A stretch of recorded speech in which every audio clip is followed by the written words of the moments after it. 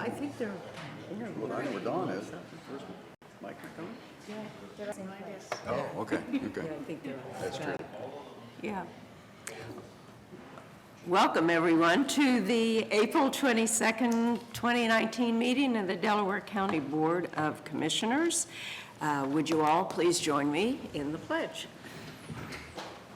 I pledge allegiance to the flag of the United States of America and to the republic for which it stands, one nation, under God, indivisible, with liberty and justice for all. We got an administrator. We have an administrator now. This is good. This is good. I'm Commissioner Barb Lewis, President. To my left is our Vice President, Jeff Benton, and we have our administrator today is Dawn Houston, and we have Jennifer Walraven as our clerk. We can begin. Resolution number 19-361, in the matter of approving the electronic record of proceedings from regular meeting held April 18th, 2019. So moved. Second, discussion vote. Vote on motion 19-361. Mrs. Lewis? Aye. Mr. Benton? Aye. And Mr. Merrill is absent today. We do not have any public comment today, so that brings us to item number 3, resolution number 19-362, in the matter of approving purchase orders and now certificates and payments of warrants in batch number CM APR 0419 and procurement card payments in batch number PC APR 0419. So moved. Second, discussion vote. Vote on motion 19-362. Mrs. Lewis? Aye. Mr. Benton? Aye. Resolution number 19-363, in the matter of approving travel expense requests. So moved. Second, discussion. Vote. Vote on motion 19-363. Mr. Benton? Aye. Mrs. Lewis? Aye. Resolution number 19-364, a resolution of necessity for the purchase of motor vehicles for the use of the Delaware County Emergency Medical Services Department. So moved. Second, discussion. Brad Lutz, Director of Business Operations. And Chief Mike Schuling, Delaware County EMS. So before you today is a resolution to re-chassis an ambulance with for the EMS department. I want to say maybe 3 weeks ago, you approved a similar resolution for an ambulance. This ambulance in particular has proved to be problematic due to a design flaw, if you will, in the engine of the, so I may be saying it wrong, but I'll say the truck portion. Is that appropriate? So you have the truck and then you have the box. So we have a really significant mechanical issue with the truck. This is something that has been dealt with to the highest level that can be in terms of warranty and other satisfaction from International, who built the truck. It's accumulated since 2014 approximately 23,000. 28? Oh, 28. Well, there you go. 28 went up a little bit. $28,000 in repairs. Currently, that truck is out of service and requires $13,000 more in repairs to get it back on the road. Therefore, it was presented to me by the gentleman standing with you today that it was a good candidate for this program because obviously the box is still good, just needs something that will move it effectively and without spending $13,000. In the resolution, you can see the total cost is just over $200,000 if you add up all these numbers. The re-chassis itself is the $154,000, and the remaining, as you can see below, is related equipment to the vehicle. Obviously, if you have specific questions regarding the vehicle, that's what these gentlemen are here to answer, so I'll step aside. Would you like to add anything, Chief? The only thing I'd like to add is that, in fact, moving to these re-chassis, we're finally, I know the question has arisen, why we haven't done this in the past. The bigger issue with that is we now have the vehicles and the boxes that were capable of remounting onto a new chassis system. This specific box is one of the larger medium-duty type ambulances, and we weren't sure if this vehicle was even capable, or this box was even capable of remounting to a Ford chassis as opposed to another larger International. Sticking with the vehicles that we know we're getting the best service and mileage out of, that's why we're moving in that direction. It is slightly more expensive than the previous re-chassis, if you remember the one we just did about 3 weeks ago, because of that style. Again, it's a larger box going to a larger system chassis. So very fortunate that we're able to do this with this vehicle. Great. How many miles on it, Chief? On the existing vehicle? Miles are on that. How much? 116,000-ish. Gee, So this would be one of the ones this would cover the budgeted item for this year then? One of the ambulances we had budgeted to add? This is actually over and above what we had budgeted originally. Okay. And working with, as we have narrowed down and using the monies that were allotted, we were capable of reducing the other costs. So we still have some left in that capital budget to cover that. So we're moving some money around to cover the total cost. Okay. Been working with Mr. Lutz on that. So this one would replace one that would be replaced maybe Yes, next sir. year Absolutely. instead? So it's not an addition to the fleet, I guess. Correct. It's just an earlier replacement, re-chassis, whatever you want to Yeah, call it it. came down to, do we want to continue to invest money Right, into this right. vehicle that we know is going to continue to have problems? It's not just a local problem, it's an international problem, not vehicle, but it's the engine that they use in this to try to get around the DEF fluid and the emission control with that. So the continuing problem is not just an issue that we have here, and there's many class action suits Oh, that we really? just can't get a foothold on. okay. Vote. Now, Oh, sorry. no, just one other question. The last one was around 160,000, I think, was to re-chassis that one. This one's a little over 200. New one, all included, is about close to 250, as I recall. Correct, about 257,000 right now, if we were to buy a new vehicle with Yeah. all of the accoutrements that we need to the cot. So this one should have the life of a new ambulance then? Absolutely, it would, the only thing that is not replaced is the superstructure of the aluminum extruded box. So everything else is, if we were to park two ambulances side by side, a re-chassis and a brand-new one, there would be no way of knowing which one is new and which one is re-chassised unless you had different cabinetry internally. But the cabinetry that we have in this, they're the newer style cabinets that meet the regulations of what's called the KKK compliance standard. So this would be virtually a new ambulance. Okay, vote. Thank you, Commissioners. Thank you. Vote on motion 19-364, Mr. Benton. Aye. Mrs. Lewis. Aye. Resolution number 19-365, in the matter of approving the sanitary sewer improvement plans for the courtyards Clear Creek Section 1. So moved. Second, discussion. Morning, Commissioners. Tiffany Mag, Director of Environmental Services. This is a development of condo units located at the corner of Home Road and US 23. There are 130 total units in this entire development, but it's Section 1 just has 41 units. These plans have met our requirements. We request your approval. Vote. Vote on motion 19-365, Mrs. Lewis. Aye. Mr. Benton. Aye. Thanks. Thank you, Tiffany. Resolution number 19-366, in the matter of approving right-of-way work permit summary sheet. So moved. Second, discussion. Good morning, Commissioners. Rob Riley, Chief Deputy Engineer.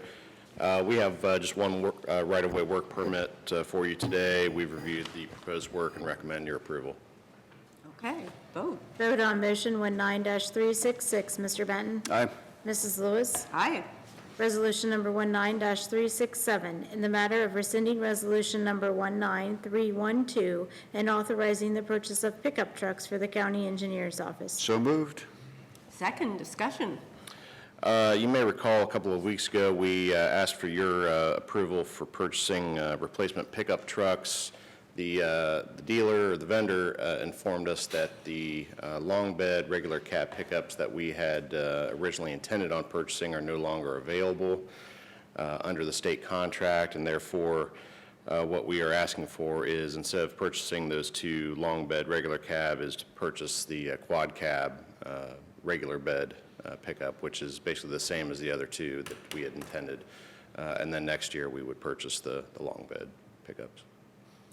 So no budget impact versus what we had approved a couple weeks ago. No, there was sufficient budget room to do this. The cost does go up about $4,000 per vehicle because it is a quad cab versus a regular cab. Oh, Vote on motion 19-367, Mrs. Lewis. aye. Mr. Benton. Aye. Resolution number 19-368, in the matter of awarding bids and approving contracts between the Delaware County Commissioners and MP Dorian Company for the project known as Sunbury Guardrail Replacement Project, Delaware County, and with Double Z Construction Company for the project known as Centerburg Road over Culver Creek. So moved. Second discussion. So we have, excuse me, open bids for these two projects. The first is a guardrail replacement project on Sunbury Road, starting at the Village of Galena limit, going east out of town and south on Sunbury Road. The bid came in, the low bid, I should say, came in about $9,000 over the estimate, but we are satisfied that's still a good price for the work. The state, I should say rather the federal Highway Safety Improvement Program will pay for 100% of this project up to $110,000, so we're looking at about $8,000 of local funding to do this replacement. The bridge excuse me, the second project is a bridge replacement, bridge rehabilitation. We're actually taking the top half of the bridge off and putting in new beams and new flooring on. This is on Centerburg Road at the intersection of Fredericks Road. Fortunately, the bid came in well under the estimate, about 15%, and this one will be funded at 95% through the federal local bridge program. So happy to see that and recommending your approval on both of these contracts. What's the timeline on each of these? Both of these will be starting this spring, and the guardrail will take maybe a week at most to install, and then the bridge will go about 2 months, probably starting in June or July. I don't have the exact dates with me, but the work is about 2 months. Is the guardrail then when you're going out of Galena to the east then? Yes. Okay, okay. How long does it extend then? You just said so, I think. It's right around 1,000 feet. Okay, Yeah, $100,000 doesn't buy you much guardrail, unfortunately. Yeah. So there's a lot more on Sunbury Road to replace in the future, but that Right, was the yeah. grant we got Okay. this time. okay. Vote. Vote on motion 19-368, Mrs. Lewis. Aye. Mr. Benton. Aye. Resolution number 19-369, in the matter of approving the plat of subdivision for North Point Hotel and Conference Center Southeast. So moved. Second discussion. We've reviewed this plat and meets all the county engineers and RPC requirements, and we're recommending your approval.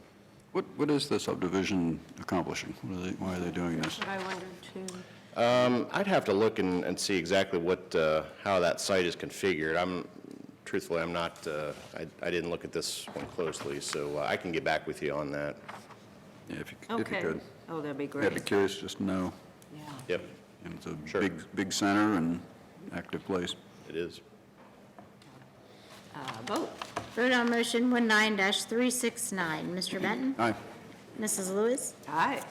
Resolution number 19-370, in the matter of approving general engineering services agreement 2019-1 with Johnson, Nurum, and Thompson Incorporated. So moved. Second discussion. In the past, we have done what we call general engineering services agreements. These would basically provide for on-call, task order type of services. Things come up, we would have this engineering firm ready and under contract. We would expect to use these, or this firm for things like traffic studies, preliminary studies on upcoming projects, as well as nowadays we're doing more development-related roads. You're aware we're working with various developers on turn lanes and things that eventually may go through the TID for contracting to help facilitate some of those projects. So it's very nice to have a firm on board to handle those in the time frame that's needed. We've used them in the past, Rob? We have worked with JMT before, yeah, and they're a local firm, have a national presence, but they have a Columbus office, and we're familiar with their staff, and so we're very confident they'll do a good job. Some of the roads then in the development, do those remain private, or do they revert to the county if they're already county approved? Yeah, you know, some of the types of projects we're hearing or seeing from developers are potentially the collector streets or the unloaded streets that carry more traffic through subdivisions that we think there may be a possibility where the developer would contribute and then have the county possibly through the TID construct those roads.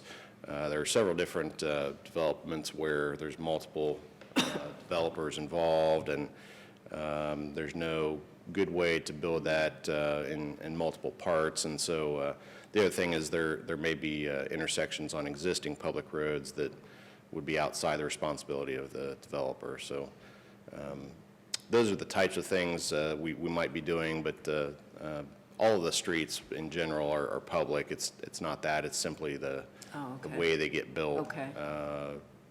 In Yeah. some cases, more efficient for us to do that. Who pays, I guess? Yes, yeah, exactly. Yeah, okay, vote, thank you. Vote on motion 19-370, Mr. Benton. Aye. Mrs. Lewis. Aye. Thank you. Resolution number 19-371, in the matter of approving the participation agreement and acceptance of the 2019-2020 program costs between the County Risk Sharing Authority and the Delaware County Board of Commissioners. So moved. Second. Good morning. Good morning, Commissioners. We have Brian Smith with us today from SFM Insurance. And as you know, he's our local agent that we work with for our Corsa program. And he's going to talk about the new enhancements that Corsa has brought about for this program year.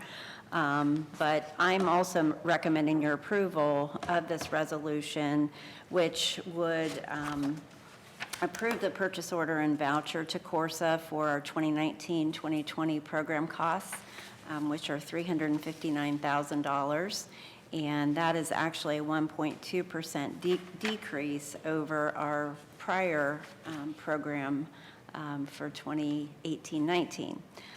This would also approve our 3-year participation agreement with Corsa, and the costs for this year also include our member equity and our participation in the loss control incentive program, which both of those equal about almost $39,000. And as you know, our loss control incentive program is really due to the efforts from all of our elected officials, and specifically Sheriff Martin, and the programs that he participates in through Corsa with the jail as well as his deputies, and our facilities area, as well as our county auditor, with cybersecurity training that we do with all new employees and employees throughout the year. So I'm going to turn it over to Brian, that said, and have him talk about the enhancements, because there are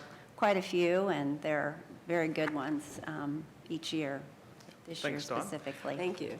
I do want to say what a great job that Don and Cindy do in helping with the loss control incentive program, because organizing that with this size of county and these number of employees, and for you to continuously get 100% of the credit is outstanding. So it's a lot of hard work and not an easy task.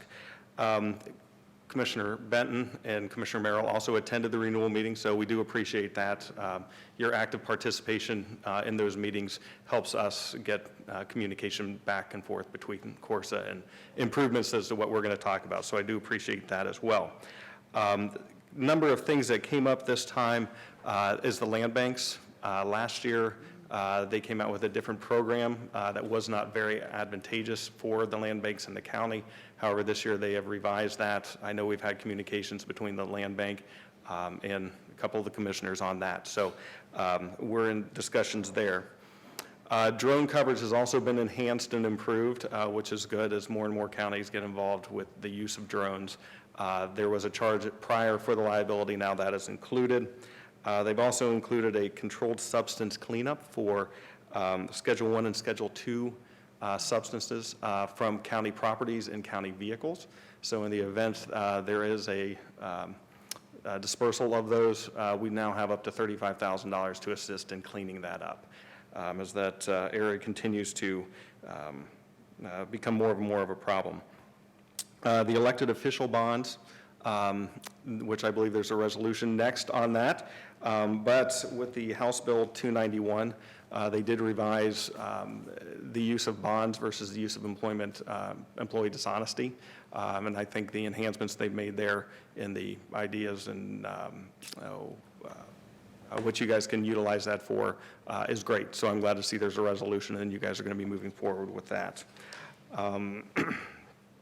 Let's see, they've also, as part of the law enforcement reimbursement programs, they continue to bring out various grants, and Don has all the information on that as to different things that the Sheriff's Department can utilize and hopefully get some reimbursement for the counties. Great. Questions? Not really so much a question or two as, I guess, a comment. We've been working actively on the land bank insurance, and that was very timely that they changed the coverage effective May 1st, because our land bank is now active, doesn't have any properties yet, but will in the near future. So that was very timely, and it's good coverage. We're going to have some discussions on the deductibles and so on to fine tune that, decide where we're going to go with that. Correct. But, and then the drone coverage. Rob, I don't know if that you guys have started using drones more and more, so that's got to be a plus for us. With the in drone Sheriff's Office in coverage, particular. we do need to know, we have to schedule each individual drone and know who the operator is in order for coverage to apply. So I know we've had some of them on there, so Right, just want to that has reiterate not that. changed Okay. in terms of that requirement, but Yes. it doesn't require an additional premium. Yeah, but it does provide coverage. Yes. Yes, we just need to No know additional about them. cost. Yeah. So, and then the bond coverage for elected officials.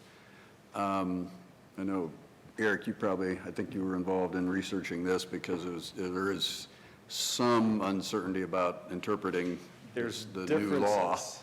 Correct. And my understanding, and this is what I want to verify, is that it is now available to replace bonding requirements for new terms Yes. of elected officials. Right, so That's we, correct. Now, would it apply to all elected officials, all countywide elected officials?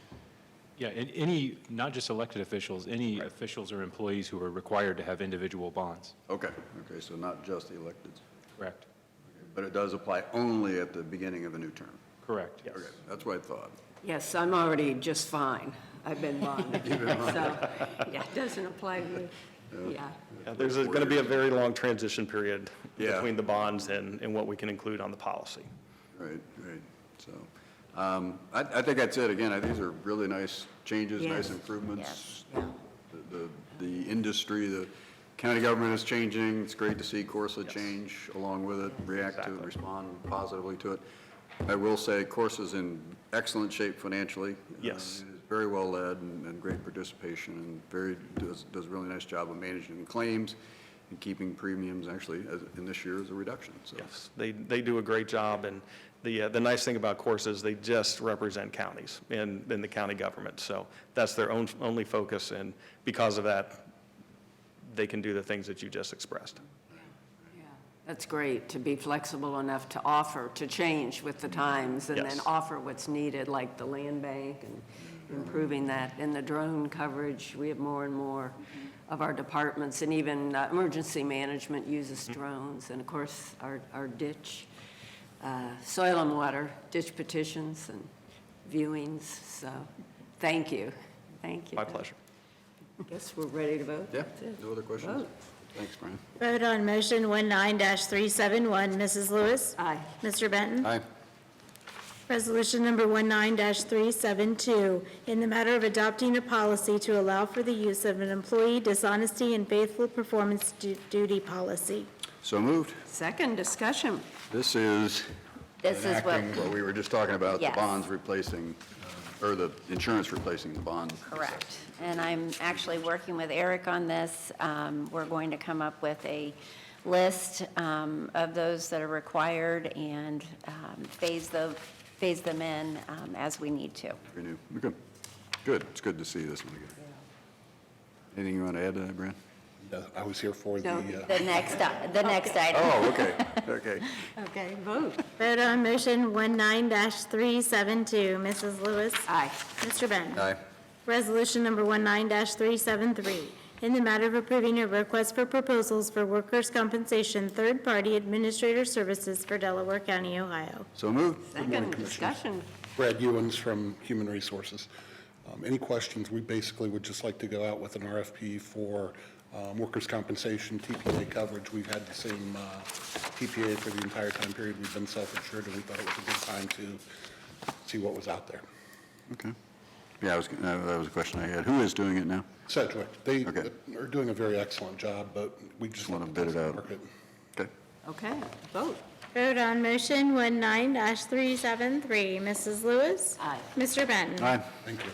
Thank you. Resolution number 19-374, in the matter of directing legal counsel to enter an appearance and file objections in the matter of the joint petition of Norfolk Southern Railroad Company and CSX Transportation Incorporated to close the Franklin Street crossing in Orange Township, Delaware County, Ohio. So moved. Second, discussion. Eric Hostetler, staff attorney. Norfolk Southern and CSX have filed a joint petition with PUCO to close the railroad crossing at Franklin Street in the unincorporated village of Lewis Center. This resolution will allow me to enter an appearance on behalf of the board and file objections. The PUCO will then provide notice and set a hearing at which we can appear and provide testimony if we so choose. I also would ask Rob Riley to come back up and maybe give a little more background.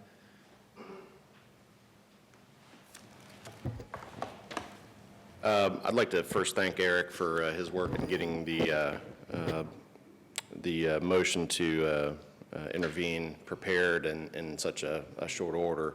The crossing we're talking about is Franklin Street in the unincorporated village of Lewis Center, right near EMS Station 3.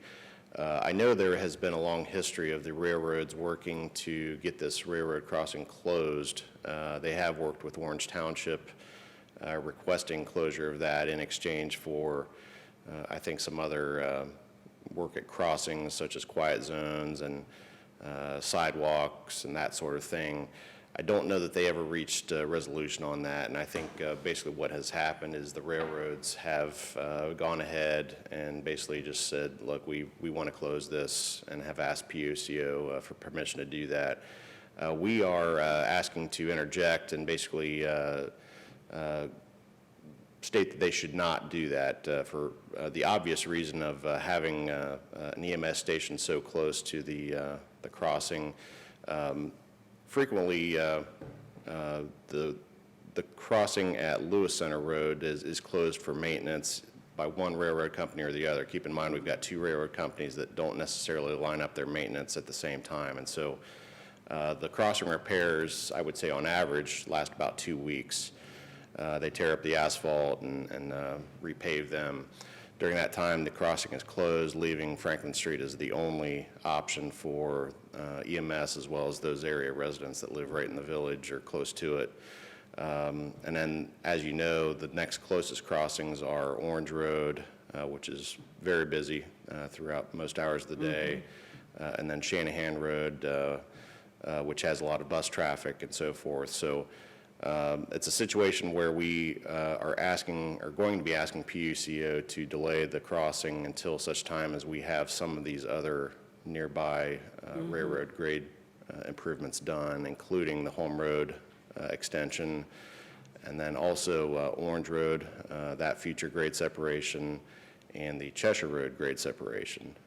So we're looking at potentially 6 or 7 years out before we feel comfortable that all the nearby crossing improvements are done that would allow that to move forward, or the closing to move forward, I should say. So that's what we're asking for, and we'll see what PUCO has to say, and if we have the opportunity to offer testimony, we'll certainly do that. Why is the railroad insisting on closing it? And you said it's been a long time, too, that they've been wanting this? I reviewed the joint petition, and they jointly conducted some traffic studies, number of trips daily going through each of the crossings, and Okay. reading the petition, they're arguing that just based on the number of trips and the proximity of the alternate routes, there's no need to have that. I would also note that the Franklin Street crossing only has crossbucks, there's no gates, there's no lights.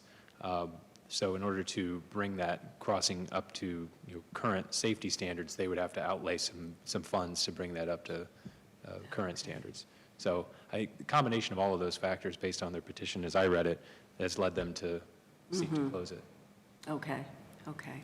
Thank you. Thanks for bringing this to our attention and for intervening. Thanks, Rob, for the background. Vote?